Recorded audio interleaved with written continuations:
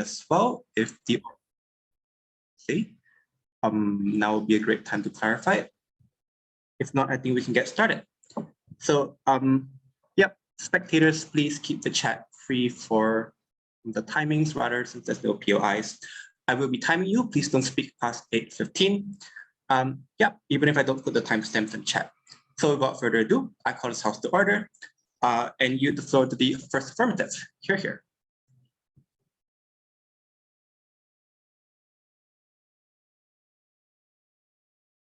Yeah, I'll give you a countdown before everything. Yeah, so I'll begin in 3, 2, 1. Panel, for the benefit of the House, let me reiterate the motion. The motion says that it is in the best interest of the Biden administration to restore aid to Pakistan, right? And we're proud to propose why it is so. Before moving on to the character arguments to prove to you that why it's in the best interest of the Biden administration, let us move on to the characterization. First of all, what does the status quo in Pakistan currently looks like, right? The Pakistan currently is facing economic crisis, wherein the common people and the general population of Pakistan is ultimately falling to prey to poverty. There is higher rates of unemployment, which has been higher than ever. And moving on, there is higher rates of inflation in the country as well, and the country is facing crises which they have never faced before. Right. Moving on, there are security threats, not just there are security threats not just within but outside forces as well are playing to ultimately influence Pakistan based on terrorism. Right. Terrorist organizations are trying to influence Pakistan's political standings and political and try to enter into politics. Pakistan's politics, and that is something which is not just problematic for Pakistan but for the neighboring countries and for the larger respect as well. Moving on, the trust for foreign aid and the other countries and World Bank's trust for Pakistan repay the loan that they're asking for is something which is also trickling down, is also shackling, and that is a prime concern for Pakistan as well. Moving on, why does the Biden administration comes in here? Because of this, what the status quo of Pakistan looks like, right? So basically, what does the Biden administration's reputation looks like? When you talk about amongst the locals or the American citizens, we believe that American population is largely unsatisfied with Biden's foreign policy and how it's been rolled out. Right, initially, people of the large population of majority of Americans wanted America to leave Afghanistan. However, the unstrategic and problematic execution to suddenly leave Afghanistan is something which was largely condemned by the population of America, by the larger population of America, and people condemned this and they did not support it, right, in the very first place. Moving on, when you talk about internationally, the US's reputation lies under the shadow as well, which was left under the shadow by Trump's administration and Trump's foreign policy, right? The State Department right now is as well underfunded, which ultimately reduces the scope for diplomatic relations, which are ultimately getting affected by this, right? Moving on, Biden administration actively wants to distinguish themselves from the Trump's administration because Trump's administration's decisions were more whimsical, they were more problematic in their standings in world forums, and that is why it's important for Biden administration to distinguish themselves from their predecessor standings, right? Because the statements made by Trump were largely racist, they were largely Islamophobic, and stood against a lot of things which a democratic country stands for, right? Moving on, their policies for immigration is also largely inhumane and undemocratic, and there's something which are being called upon for this, right? The families are separated based on these foreign policies, and they have not been reversed by the Biden administration so far. So we believe to ultimately save this reputation, it's necessary for Biden to play its role in current status quo that is being rolling out for Pakistan, right? Now, moving on, what problems it creates for Pakistan, right? When ultimately US cut its for aids to Pakistan, large sum of aid that came for Pakistan was through this country, right? It was through US. So the economic crisis in Pakistan further deteriorates. Second of all, when you're one of the oldest allies and one of your oldest funders ultimately stop providing you with aid and providing you with the finance that you require, or the resources that you require, your reputation to repay those things, to repay, and your trust is something which is also shackled. And ultimately, if you go out there for other for World Banks or other countries to ask for help and aid, it becomes a little unstable stage for you to go out and ask for help, and that is something which is happening in the status quo, right? Moving on, moving on to the arguments, right? Why it's necessary in the very first place and in the best interest. The very first argument is when you're asking for a stability, right? Stability in that state, the stability within the region needs to be led by the US, right? Why it is so? Because to influence the Southeast Asia, the more important question now lies, because this influence was something which is very prominent by the US a couple of decades back in the Southeast Asian countries, countries. However, right now the more important question is not to increase their influence, but existence. But existence is rather more important in that region. Why is it so? Because when you ultimately cut ties and put or also impose sanction or on one of your oldest allies, what happens is your reputation swips, right? Reputation not just amongst the Pakistani locals changes and incline towards some other country, some other ally, but of the regional Southeast Asian countries as well, right? And that becomes too problematic for the US, right? Why it is so problematic for US? We need to understand that the shift of trust and allegiance now gets inclined towards China. Already in the Southeastern Asian countries, most of these countries, except India, have China as the largest trade partner, right? Which used to be the US, right? And we could say that that is something which becomes far too problematic. The more you incline yourself away from these countries, the more they switch towards the Chinese, and the more they switch more towards them, because it's very open market, right? The One Belt, One Road initiative is something which is integrating more and more Southeastern and the Middle Eastern countries, which earlier were one of the closest allies for the US in that particular region, right? Moving on, why we believe that keeping a bigger check towards the growth of terrorism, because US is someone which consider themselves as a messiah to counter terrorism and to ultimately end the very act of terrorism, right? So when you want to keep a check over terrorism, you cannot do it outside the box. So you cannot do it outside the turf, right? You have to enter that turf. If you want to enter that turf, you need to have influence over there. And you cannot have influence over there if you ultimately cut one of the most essential thing that that particular country requires, that is aid, and instead not support it for that, right? Ultimately, you're questioning them that they are not supporting and they're not trying to end terrorism. However, if they are not providing them with the necessary resources required to end it does not solve anyone's problem in the very first place. Moving on, we believe that China's influence is something, as mentioned before, is ever increasing, and it's ultimately which is not being which can only be put check by the US itself, right? Already, China has exceeded in terms of PPP against US, and we believe that that is something which needs to be tackled down by the US in the very first place, right? Moving on to the last argument, that is, US's action are always motivated based on people's support, right? If your people support you, or if you want to gain trust of the American citizens, you actively go ahead and you pursue it, right? That is something which even happened during the World War II, and Winston Churchill, from the very beginning of the World War, came to Roosevelt for help. However, Roosevelt could not help because larger American citizens were completely against the war in the European soil, right? But after Pearl Harbor, largely the majority of the population wanted US to enter, and then US entered to the war, right? And we believe that this is the perfect time for US to not only gain trust and to improve their reputation locally, but internationally as well, to ultimately restore their reputation and ultimately disalign themselves with what Trump's administration initially introduced US as in the world forums, and second of all, to create more and more influence that they lost in the Southeast Asian countries, and beginning it with one of its oldest allies, that is Pakistan. With what would ultimately happens is, it not just it provides help and improves the economic conditions of Pakistan, but it also keeps a check over terrorism. The security threats that not just Pakistan but your country as well faces, you can put if not an end in the status quo, but at least a check of what activities these terrorist organizations are taking place to you over there, right? And ultimately, we need to understand that when you've taken your control out of Afghanistan, you obviously Afghanistan has now become a breeding ground for terrorism. So put a check over to put an indirect check over and to understand what is happening right now in Afghanistan becomes necessary to have your important influence in one of its neighboring countries,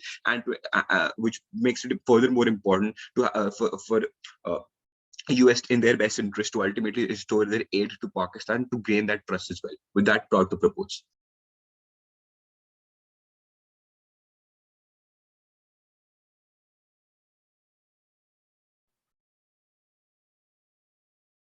Thank you, first F, for that fine speech, and call the next speaker, first negative. Here. Hi, confirming that I'm audible. I'll just start in about 5 seconds. Audio is good.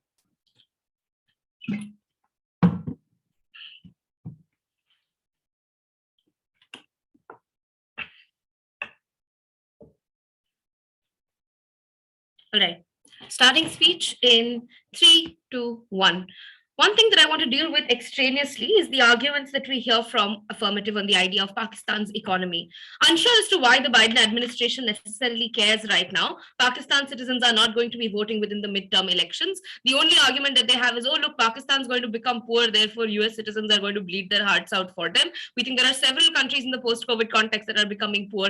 Unsure as to why US citizens are uniquely likely to care about the interests of Pakistani citizens because they have not for decades on the end. Why is this likely to become such a hot button issue for them right now? No analysis on the same idea, right? Then it's important to note that Pakistan has already said yes to the BRI initiative and they're already allies with China, right? They're already receiving loans. China is waiving off loans for them, is giving them greater amounts of aid. They've already said that the Belt and Road Initiative is going to exist. Unsure then as to how Pakistan is going to be a useful tool to still go ahead and look into the affairs of Afghanistan, given that the Chinese government has also recognized the Talibani government and have actively promised to work with them and help them out in whatever capacity is required.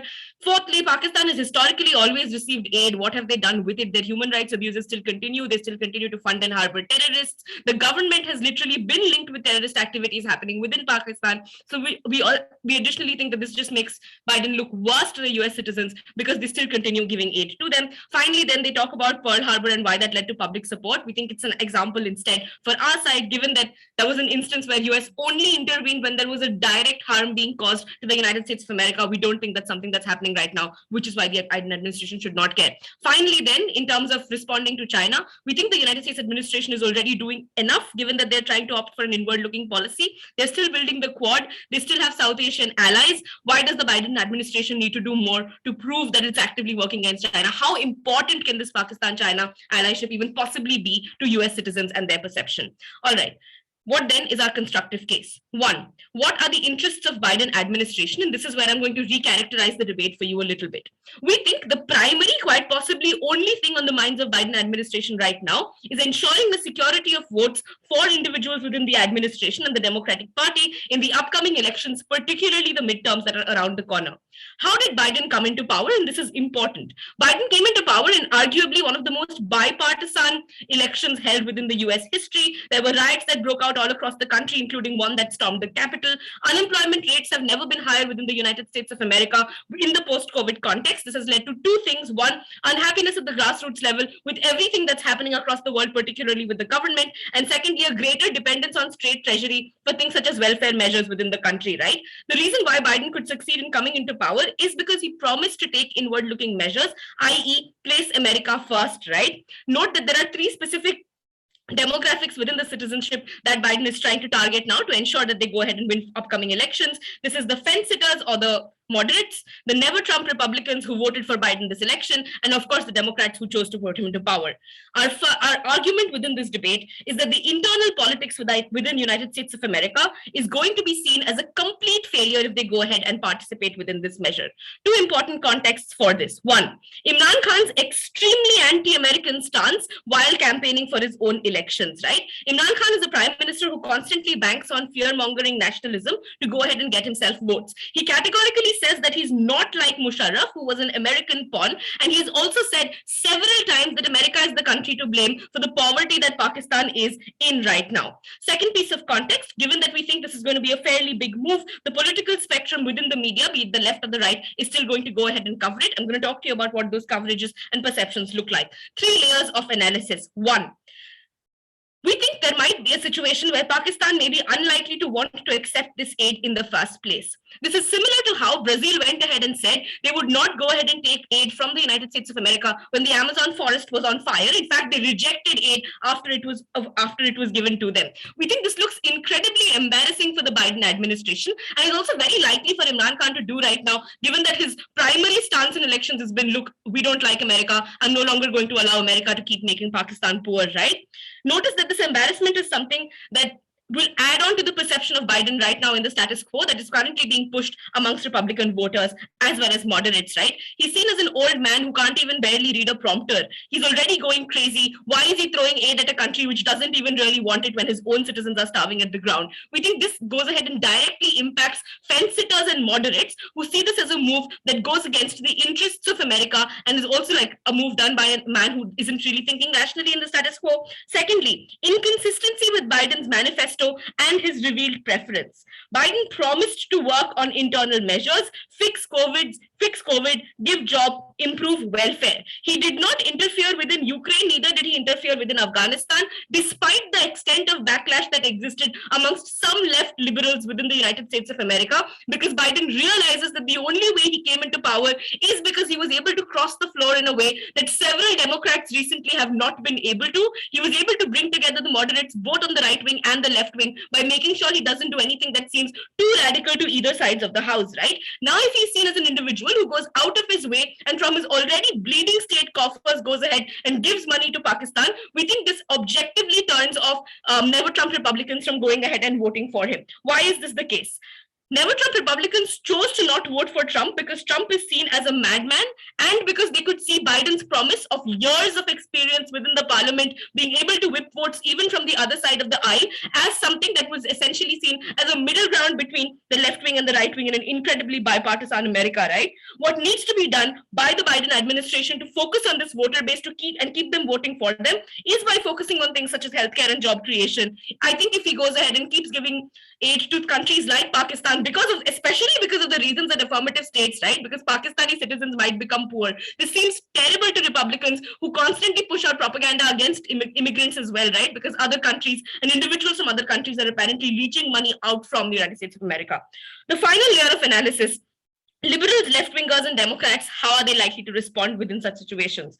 We think Pakistan has historically been home to several human rights violations committed within its borders, particularly against women and gender and sexual minorities. We also think that there exist several terrorist outfits within Pakistan which constantly get funded as well as harbored by the Pakistani government, and this has been proved several times over in Pakistan's history.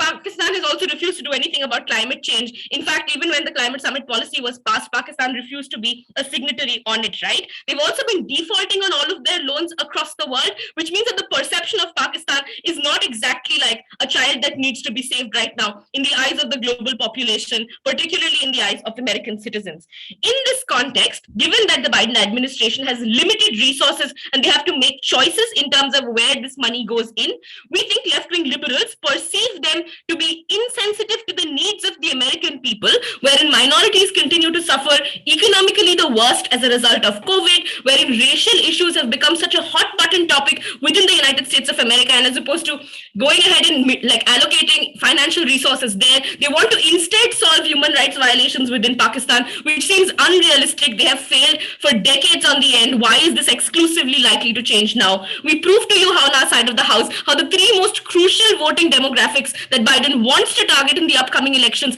are likely to flip to the other side if we were to go ahead and give aid to Pakistan. That is the sole, primary, most important interest that Biden administration can have in the status quo. For those reasons, incredibly proud to oppose.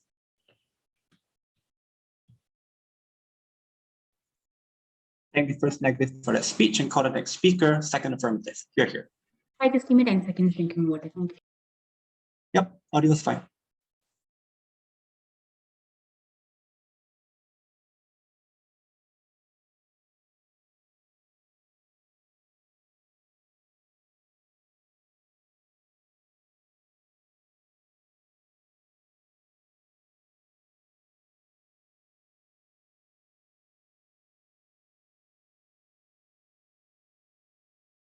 Hi, am I audible as well as visible?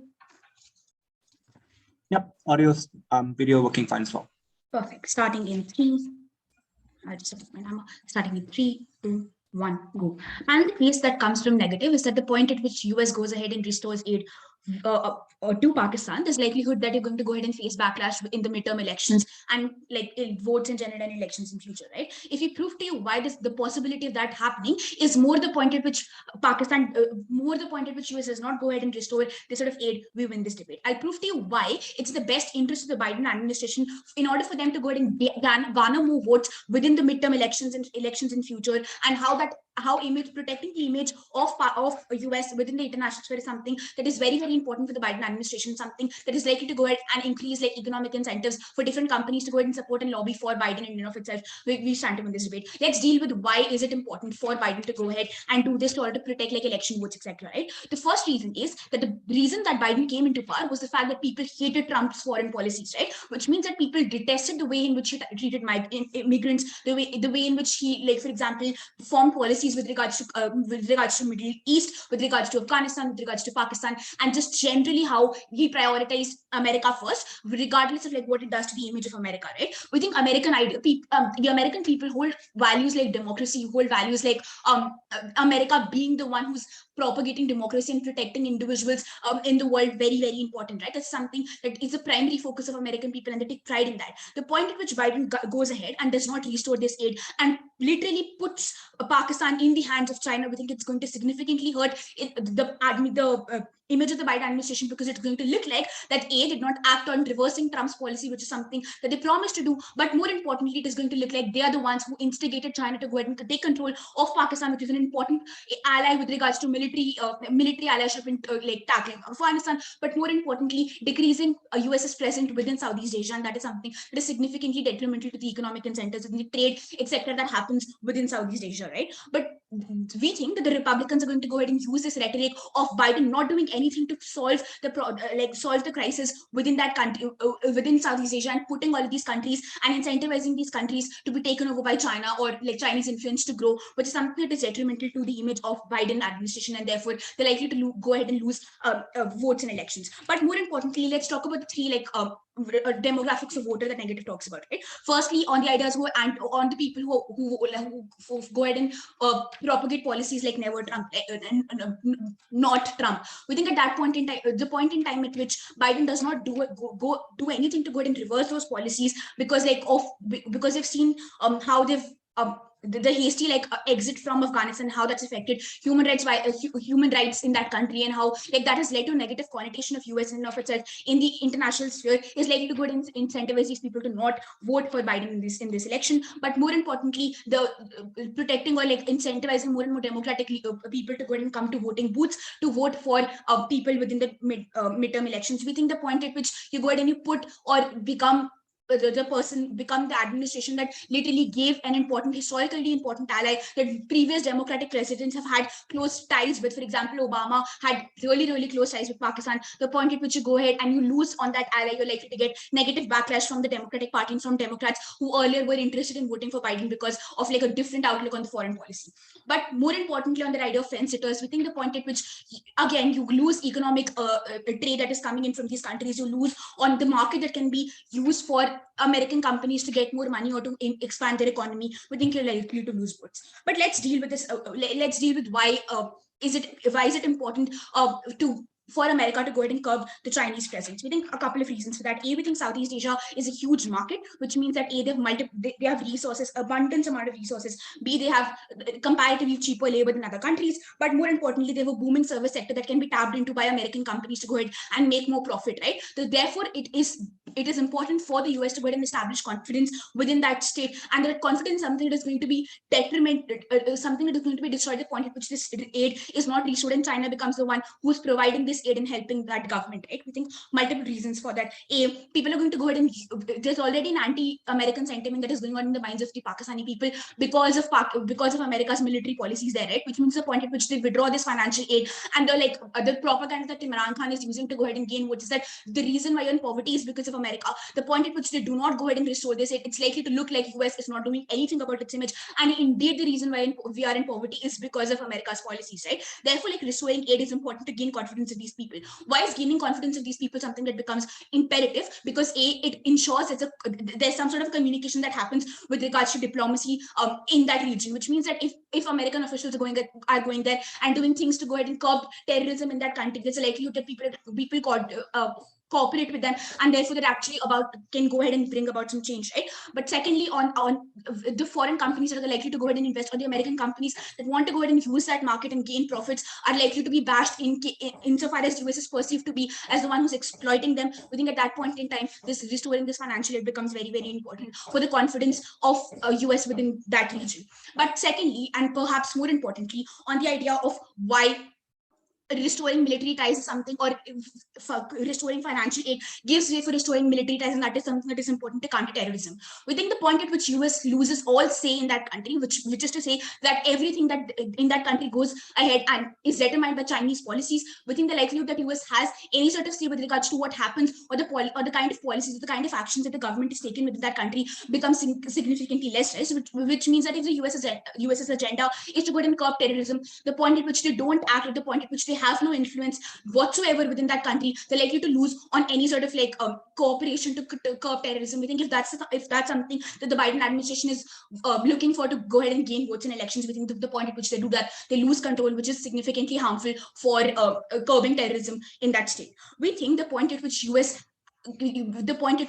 let China get maximum control of the Southeast Asian region, you're likely to go ahead and make things significantly worse with regards to economic trade incentives for multiple US companies, which are going to go ahead and lobby for lobby within America for Biden's elections, etc., are going to significantly decrease it. Which means if the Chinese policy is something that the government, that the Pakistani government is going to abide by, multiple American companies are likely to be banned in that state, banned in that country, which means that there's going to be active backlash from the corporate sector, which is something that Biden administration does not want, because these are people who are going ahead and giving money or donating money to campaigns for multiple representatives of the Democratic Party to gain any sort of seat in the Senate or in respective state legislatures. We think if the primary idea on which Biden won that election is to go ahead and protect democratic ideals of America, even if it's an inward-looking policy, we think going ahead and restoring that aid is something that becomes significantly important. Because we think America has enough money to go ahead and restore that aid. We think America has withdrawn from Afghanistan, which sends a negative connotation in the minds of the American people.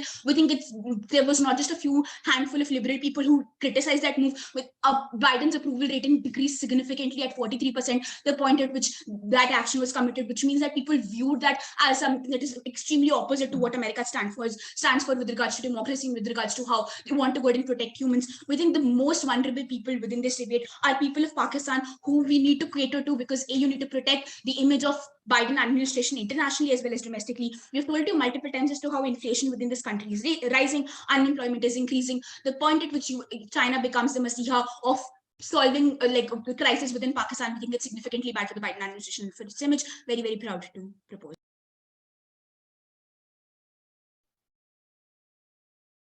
Thank the second half for that speech, and call the next speaker second negative. Here.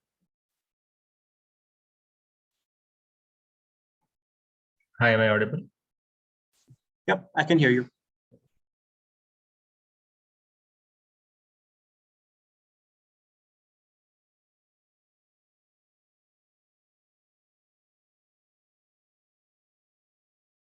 Yep, just setting up my timer. Sorry, 1 second.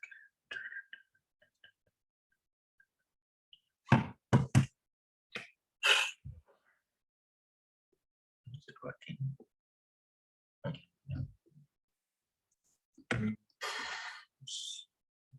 Starting my speech in 3, 2, 1. 2 questions. First, what do voters really care about in America? Secondly, why geopolitics and stabilities do not really affect any elections, but principles do. Before that, 2 extraneous responses. One on the idea of affirmatives, idea that Biden's reputation is bad because of the Afghanistan kerfuffle and this will fix this. I think this is a non sequitur, right? Because just because Biden fucked up in Afghanistan, suddenly helping Pakistan will improve this is not something that they logically prove to you. But I'm going to prove to you why this makes it worse, right? Because note the defense that Biden had for Afghanistan was that even though what is happening is bad, USA's role is not what it used to be, which means that even if people are suffering, USA is not it's not USA's job to let go of its own citizens to benefit them, right? He had an 8-minute speech justifying his actions in Afghanistan because he believes that USA should not participate in the global sphere the way it has in the past. What if affirmative argument is true, that is something that voters do care about and matters to them? The only defense the Biden administration had for what's going on in Afghanistan goes away in their word, because they're clearly going back on their word of not participating in global geopolitics. The second argument is that stability in Southeastern countries should be led by USA. I think there are 3 problems with this. One, it's largely assertive in terms of what this stability looks like and why it's going to go away, right? But my previous speaker already argued to you that Pakistan is getting loan waivers and money from China, which means if by stability they just mean like lack of funds or like countries not having money and all, that's not a problem really existing. The second problem with this is that they don't really explain why this is the best means to go about that, which is to say, if you just want stability in the region, why not continue your like trade and relations with countries like India, which are already allies but like much stronger and don't have the kind of backlash you get with Pakistan, right? And thirdly, and this will bring me to our next point, right? What they never really respond to is why this is likely to work. Because my first speaker had a lot of analysis as to why Pakistan-America relations are tied, are terrible right now, and it's unlikely that they're likely to accept aid, and even when they accept aid, it's unlikely they're likely to talk well about USA or accept the conditions of those aid, right? Just like adding like 6 more examples to understand the scope of this argument, so that like at least third affirmative response to why mechanizes how Pakistan is going to go about this. Firstly, US drone strikes in Pakistan. Secondly, US private security forces murdering journalists and members, like diplomats in Pakistan. Thirdly, USA literally, without informing like the Pakistan government or like taking permission from them got choppers to like kill Osama bin Laden. Fourthly, CIA had like a fake vaccination drive in Pakistan to collect intel on terrorist activities, right? This is the only reason Pakistan has polio today, right? Fifthly, criticism of Pakistan for Mumbai attacks was heavily done by all previous administration by America, where the government was blamed for those actions. Sixthly, they've been criticized for climate change, so on and so forth, which means the kind of ties they have are largely severed, and it's unlikely that side affirmatives can just say, oh, Pakistan will take the aid and they'll become your ally and they'll talk good about you, without really mechanizing by a country that has so many reasons to hate you, so many reasons to not cooperate with you, and the kind of politics my first speaker already explained is suddenly going to accept funds and your terms. Answering the first question in terms of how Biden came to powers and what is voters care about, the analysis we get from side affirmative is basically just lying, right? They say that, look, people voted Trump out because Trump put America first and Biden shouldn't do that, right? This is categorically untrue. The example they give you of immigrants is not an example of foreign policy. It's about a humane treatment of individuals at their borders, and dreamers within the country, right? Which means even if you generally believe in humanity or like the humanitarian cause, you should like look at my first speaker's analysis of basically how Pakistan is being seen as a country within the global sphere as one that is pretty much extremist, and why giving funds to them is not going to work out. In terms of the idea of like fence sitters and trade, right? Like, and the idea that MNCs are going to lobby against companies, this is just won't work. Here is why. The argument assumes that trade between Pakistan and USA is significant enough for MNCs stated in USA to care about. It is not true. Why is that? Companies operating out of USA are companies that either produce luxury items or like high value items. Given like Pakistan's GDP per capita or like general income per capita, it's unlikely that they are the market for like things like Teslas, etc. Tesla is just one example, but USA has like very strict labor laws, high minimum wage compared to like Asian countries. It's unlikely that they can produce cheap goods as Pakistan wants. Secondly, this argument assumes that trade between Pakistan and USA stops just because USA is not providing aid, right? Which is one, not proven, but secondly, it absolutely won't happen, right? Because like trade isn't contingent on aid. If you want like better trade policies with Southeast Asian countries, that's a different debate to happen. At this point, this argument just dies, which means all the harms they give you of like MNCs lobbying, so on and so forth, is something that is going to die, right? How then do you weigh like geopolitics versus like principles? Note that geopolitics never really affects elections. Here is why. People, unlike debaters, do not actually go ahead and track what started the dominoes to fall, because this requires them to like research how IR works, right? They need to read up on multiple causalities in terms of where the Southeast Asian instability started, where did like which year or which war started all these things, so on and so forth, right? Which means even if you buy side affirmatives idea, right, that Southeast Asian stability like goes to shit and all the impacts are exactly the same, it's unlikely that the American citizens like tell Biden, oh, why didn't you do X policy in 2020 or 5 years ago to like prevent this from happening? Which means geopolitics rarely ever really affect elections. But note what you have to weigh this against is in terms of principles and how they affect like individuals, right? Because it's not about actually the success of policies, but rather like consistency in principles and the work being done by an individual. take an example of Modi, right? The country is shit, but people feel that he's doing right by them, and people feel that he's a great leader and his acceptance rates are high. That's because he has been principally consistent with his stance and like how he functions. Similarly, if Biden continues to look inward, continues to make individuals feel safe, make them feel like he's not spending money on anyone else and on them, even if in say somehow affirmative magically proving in the long run they lose out, he's more likely to retain the votes we talked about. The second way you have to weigh this argument then is on exclusivity, because USA already donates millions to World Bank and IMF, right? Which means if it is so that that the instability is so high that it's actually going to affect American citizens in the long run, or it's going to affect companies, or if it's going to affect real people, those organizations do step in, and those organizations are largely funded by the USA, which means if it comes to things like credit taking, they can take it anyway. Lastly, in terms of how American individuals feel about Pakistan, right, and why they're not going to go for this. Note that Pakistan's image is one for harboring terrorists, right? Osama bin Laden lived there, and whether like to what extent it's true can be argued, but people do feel that way. The problem here is Americans aren't really over 9/11, in that they have seen individuals who are members of their families, people they knew personally, etc.,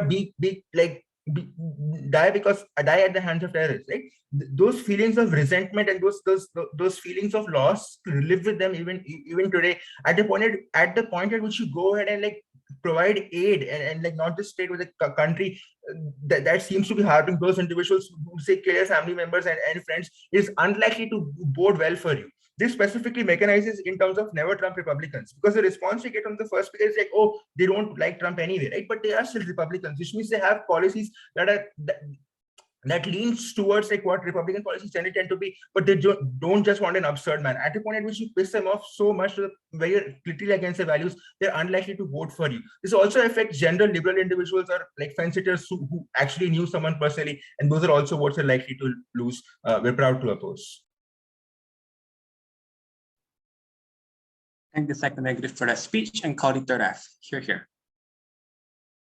Hi, I'll be starting in a couple seconds.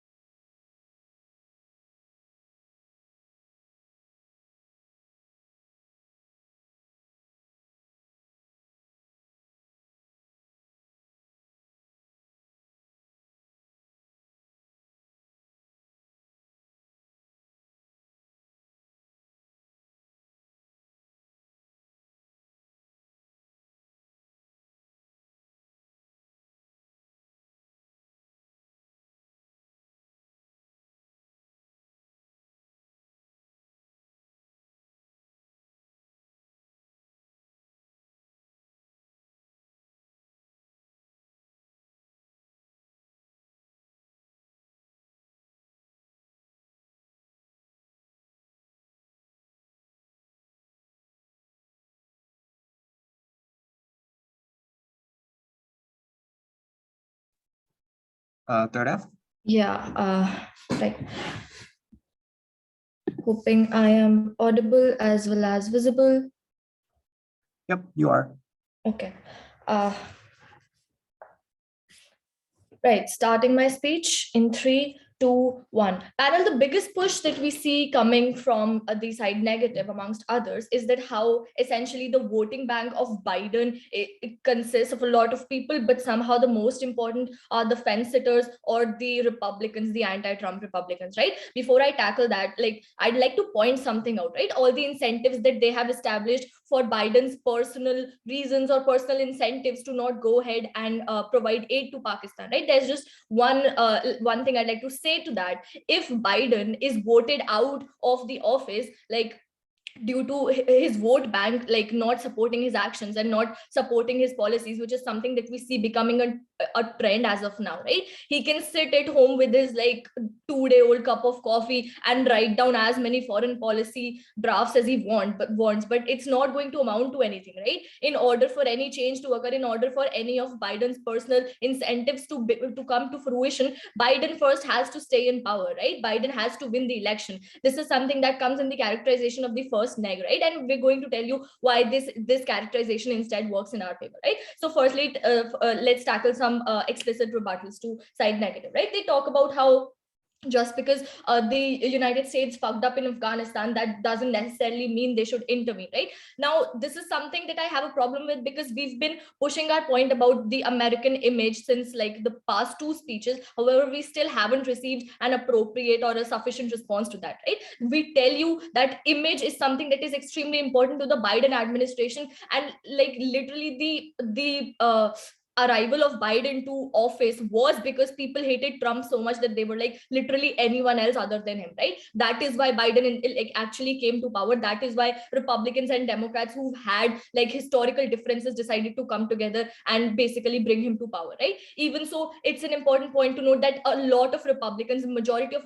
Republicans, were still in support of Trump even in the 2020 elections, right? So moving on, we believe that like because Biden administration has not been coming through on their promises that they made, right? The promises about withdrawing their arms, the kind of violence that they are like subjecting the people of Middle East to, the kind of response that they had to the Afghanistan conflict, right? All of these things, they are like essentially building up one over the other and like proving to be very, very harmful to the image of the Biden administration, right? Because I understand that like a fraction of Republicans might have supported Joe Biden when he came to power, but his primary vote bank is still constituted by liberals, by Democrats, right? And so we believe that is the primary sort of like population faction that he should be catering to, right?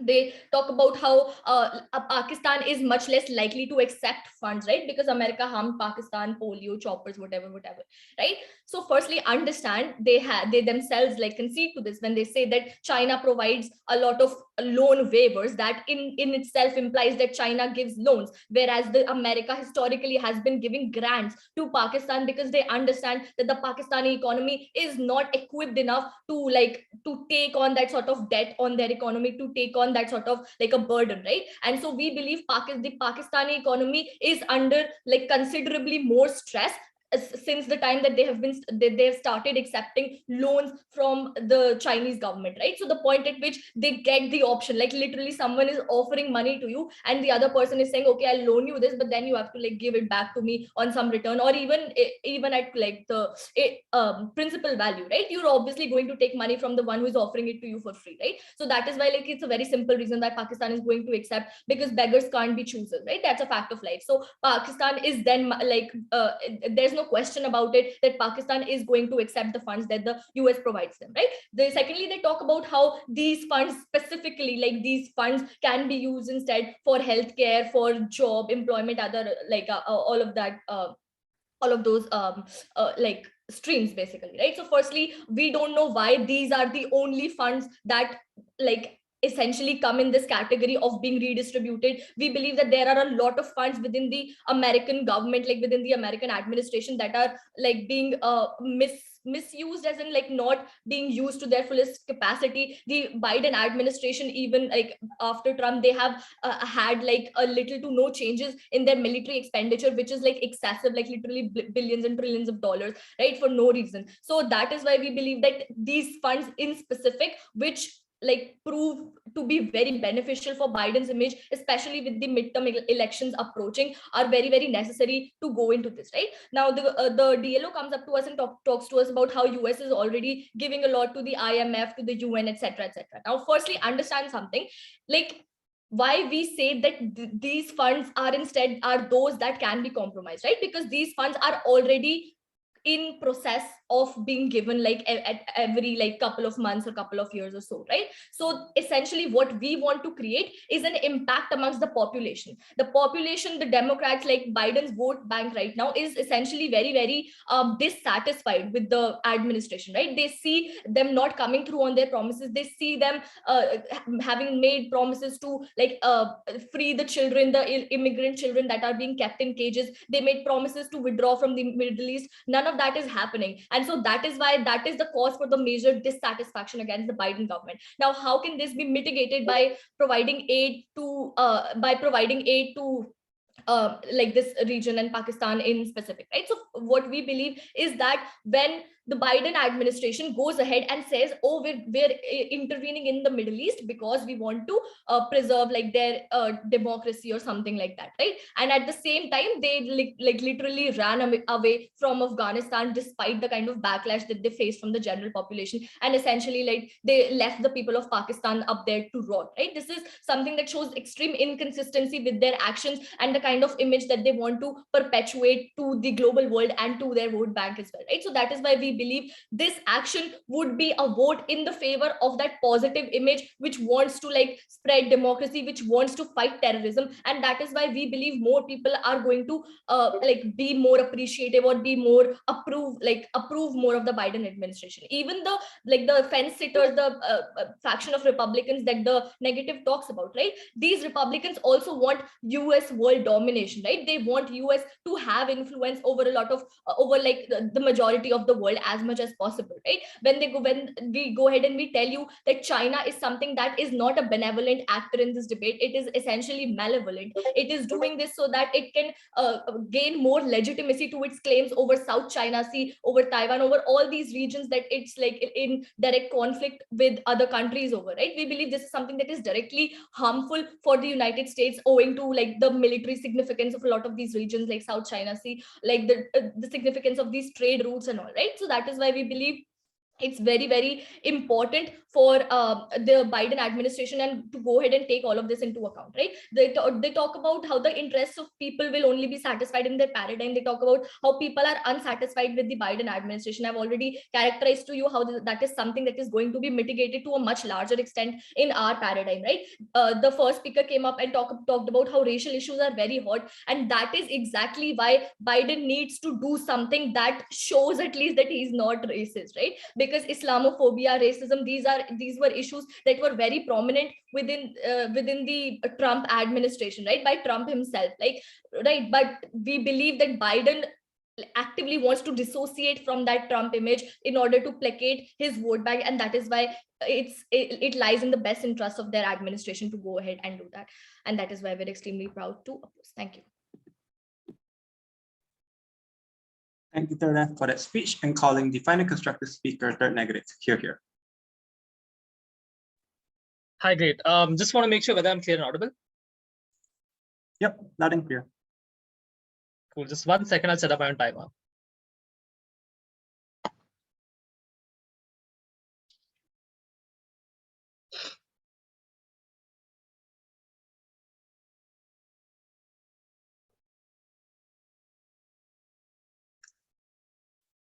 Cool. May I start the speech? Yep, go for it. Awesome. Starting in 3, 2, 1. Back in 2012, when the US Pentagon revealed intel that bin Laden was in fucking Abbottabad, one of USA's like friends at the time, this was a huge blow to US citizens, because the only and like probably the most like crucial US friend within the region actually was harboring one of the like public one of the huge sort of people that the people within the US and their national consciousness caused them to hate because of all the harm that they had caused in 2001. That was the first blow to the general US public consciousness. In the year 2019, the Pakistani PM Khan, he simply acknowledged that the state was simply harboring 30 to 40,000 terrorists in domestic soil as a like direct result of his campaign of like trying to be transparent to their global actors. This was shock number 2 for the US citizens, because this came at the back of various bailout programs that was spearheaded by the USA. In 2021, people had revealed that there was proof of like Pakistan funding the general they were funding like various parties within the Taliban, so on and so forth, parties that the US had simply fought very, very hard to curb. This was blow number 3 for the US citizens, simply because Pakistan is simply like doing things that are simply curtailing their own national interest. The point that US voters care about these things, and the point that side government has not given to you any mechanistic reasons as to why Pakistan is likely to change these things on the face of this, means that we should win this debate. Let's first deal with a few things that GovWip says, right? One, they say that Biden's foreign policy was based on fixing their global their global reputation, right? Sure, but look, Donald Trump was a laughing stock. He used to say very bizarre things. He quit the UNHRC. Note that this is different because this is a policy that he can fairly have and not have global backlash, as we are going to prove to you how. First clash on geopolitics. The main claim coming from side government is that you will lose pull or sway in Southeast Asia. How? Because I know that debaters within like these sort of debates tend to make like macro regional claims, except that look at your sheets, there are no reasons to prove why this one move in Pakistan by limiting aid to the state is going to is going to bleed out into Southeast Asia, where the US already has strong presence. Check your sheets, they never made these claims for you. But look, even if you were to buy those claims, for the US to have influence in Southeast Asia, a country called India is a very important partner and someone that they risk losing if they pursue this policy on side government for various reasons that my first two speakers already spoke about. But let me tell you why again. Number one, India is a fucking hedge against China simply because manufacturing and things like supply chains have moved to countries like Vietnam and countries like India from China on the light of COVID crisis, simply because people fear that the Chinese state is not transparent with its data, and now they have more of something called accountability for these things, and therefore they're moving, right? Which means that India is a hedge against China. Secondly, India has the Indian Ocean to the south of it, which is crucial for two reasons. So one, maritime trade routes that facilitate a lot of like financial trade, volumes of it that the US needs right now. But secondly, this is to counter the string of pearls policy of China that is like seeking to try and dominate the same region. That is why the US has signed things like the Quad, things like the AUKUS, military like defense treaties within the region. And all that goes into jeopardy the point at which you like do this to the benefit of China. Why are you likely to lose countries like India? One, you have strained the general ties between these countries because of past aid. But secondly, note that Pakistan funds terrorists to like the borders of the country, which means that there is a huge political divide between Pakistan and India. And therefore, when you keep supporting Pakistan without any without proving the likelihood of like structural reform within their governance, structural reform in the state funding of terrorists, you are likely to simply alienate India. And that is bad for all the reasons that I just gave you. But their second claim is a little something called PR. So the claim is basically this: people die and it looks bad for the US, right? A few things here. Number one, there's a difference between humanitarian aid and aid from the Biden administration. What is the difference here? Things like humanitarian aid are simply evaluated on the lives saved. This is why like groups like the AKAH and the UNOCHA has camps on the ground within Pakistan from 2015 anyway, spending money and like benefiting people's lives from the ground up, not from like the top down, right? This is why you like Pakistan also gets Muslim aid from things like Saudi through mosques that support the grassroots level people, and not and this does not come from the top down, and this does not depend on the government using this aid or trying to portion this aid, right? And these forms of aid are largely more effective because they don't come from regimes, they come from grassroots organizations that actually benefit the people that side government wants to talk about. So therefore, that is not exclusive. What is the difference between administration aid then? Because note that this aid is going to be evaluated on the change in regime, the long-term change within like Pakistani state policy, because this like money is going to be spent and is going to be dependent on the Pakistani regime spending it from the top down and simply apportioning it in the best way possible, right? And the point at which they can't simply like get this sort of assurance means that they are likely to have a negative perception in the long term, right? For a bunch of reasons. One, like I've told you, terrorists. Secondly, the PM stance against US constantly, like my first two speakers have spoken about. Thirdly, the fact that the Pakistani regime has close ties with military and like gives kickbacks, and there are various cases of corruption, means that there is very less likelihood of like creating systemic change within the Pakistani government and therefore making their like long-term economy better off, which means that we support humanitarian aid, which is already happening status quo. We don't support administrative aid simply because it will be judged on whether whether or not the Pakistani regime has been reformed significantly, and that's not something that the Biden can simply guarantee because of all these problems that are there within these structures endemically. How does Biden's vote bank see this, right?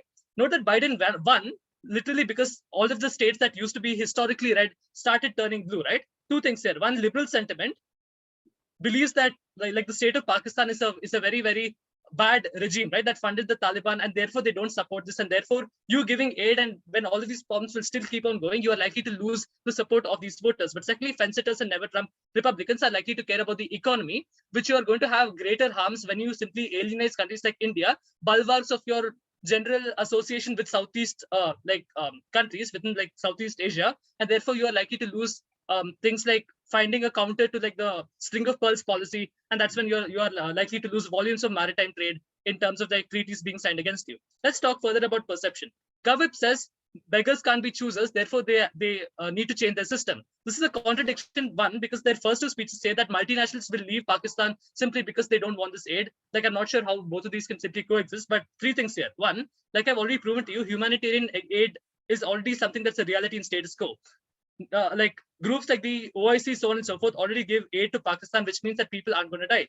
Secondly, note that the reason Pakistan is less likely to simply take this aid is because of the stance. We've like given to you various like things, for example, where Bolsonaro rejected aid even though like his forests were burning simply because of his stance, which becomes very, very crucial, right? Thirdly, note that in status quo, China is already waiving loans, right? It is given a $2.2 billion loan with the Baloch region, which with lenient conditions, right? Which means that it is like probably the case that Pakistan already has like a little degree of money, which means that they can simply afford to reject the aid. What happens if all of this policy passes through the Senate, which has taken Biden a lot of political will, favors, and it gets rejected, right?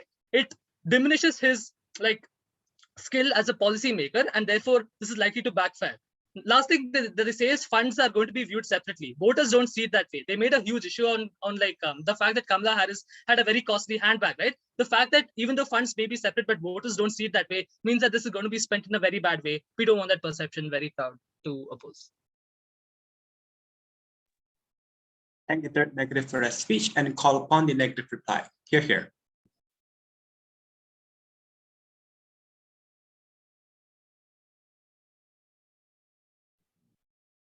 Shruti, you're still muted. Confirming that I'm still audible. Yep, you're audible now. All right, great. Starting speech in 3, 2, okay, wait. Starting speech in 3, 2, 1.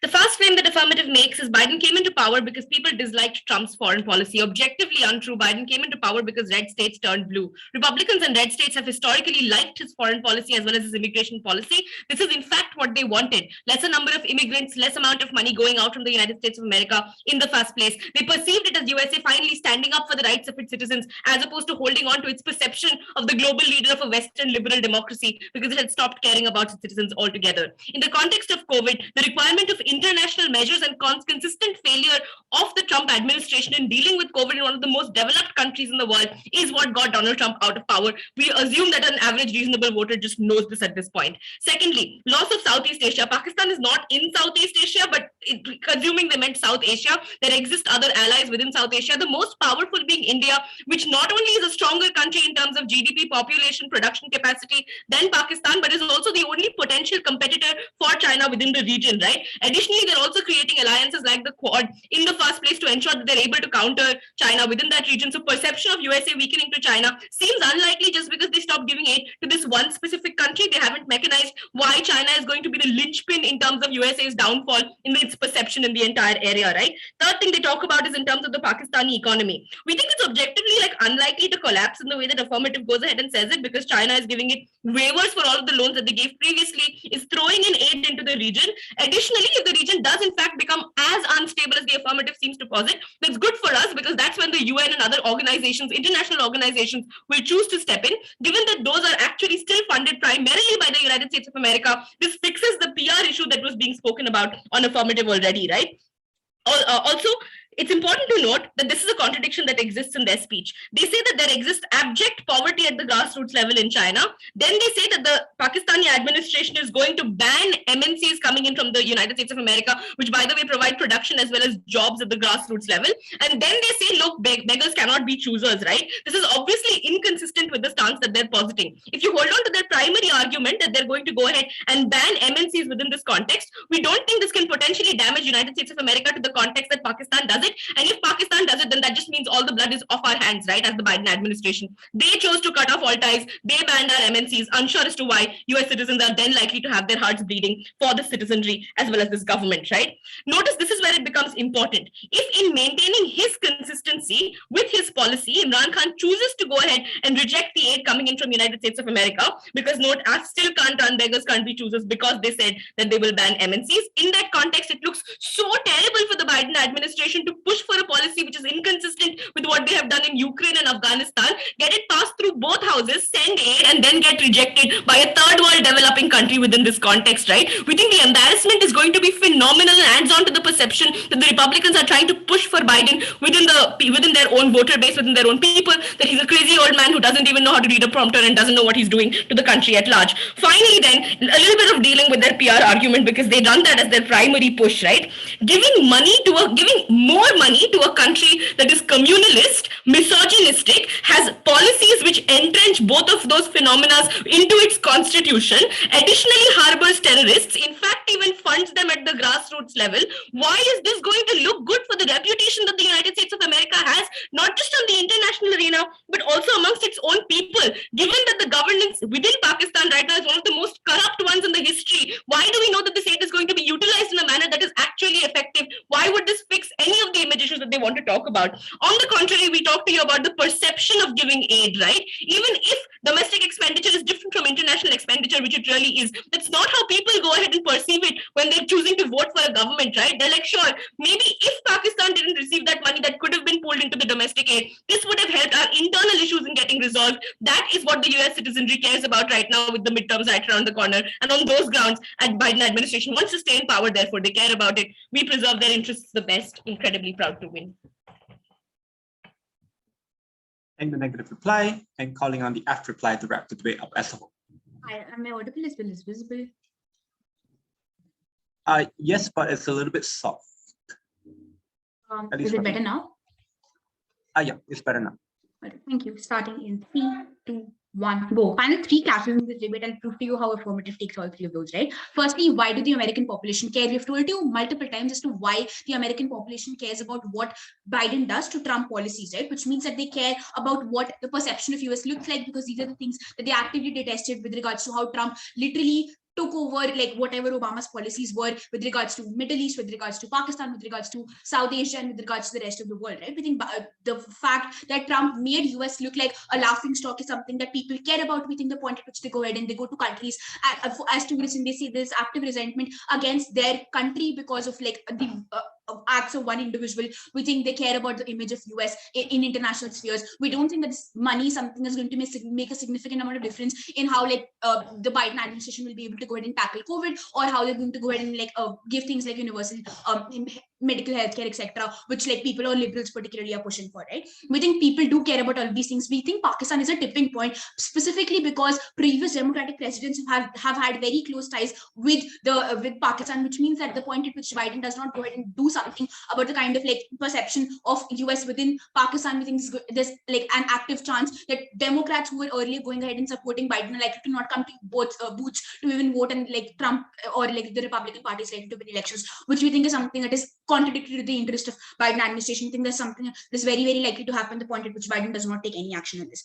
But secondly, they talk about like the second class in this debate is which side ensures like international image, and more importantly, control over the South Asia like as a whole. Their primary push that comes at third negative is that, oh, India is going to go ahead and become very, very distant from US. We think that's not something that has happened before 2018. We think India had very, very strong ties with regards to economics, with regards to trade, with regards to like military weapons exchange, with regards to like supporting each other within like United Nations and multiple other trade organizations. We don't think that suddenly India is going to be so like so is going to like go completely or diametrically opposite to US interest. We don't think that is something that's likely to happen. We think that stands as an assertion. But more importantly, on their idea of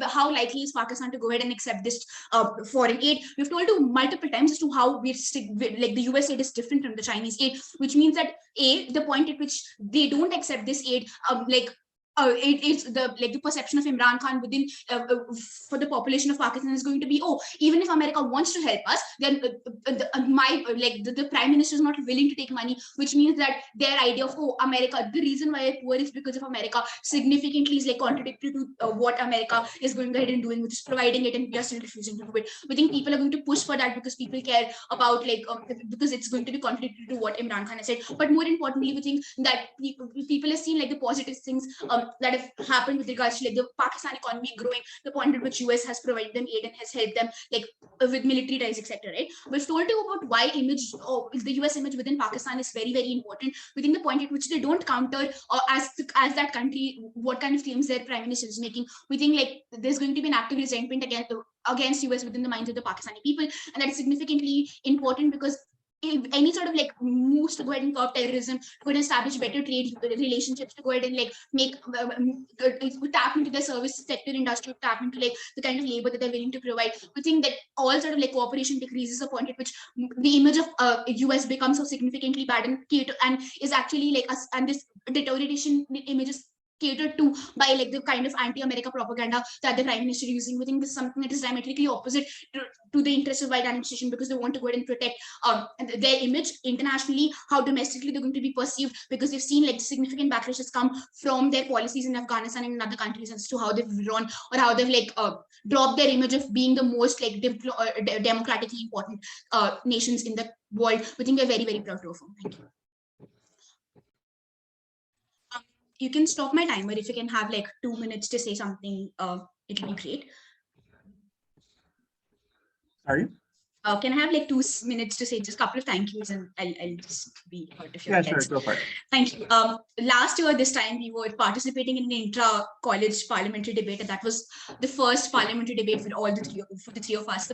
We are here at the Australs debating in semi-finals of ESL. It's because of two people, Angad and Ayush, who constantly motivated us, told us, like gave us hours long of feedbacks and sat with us to like prep cases, to just motivate us to be here.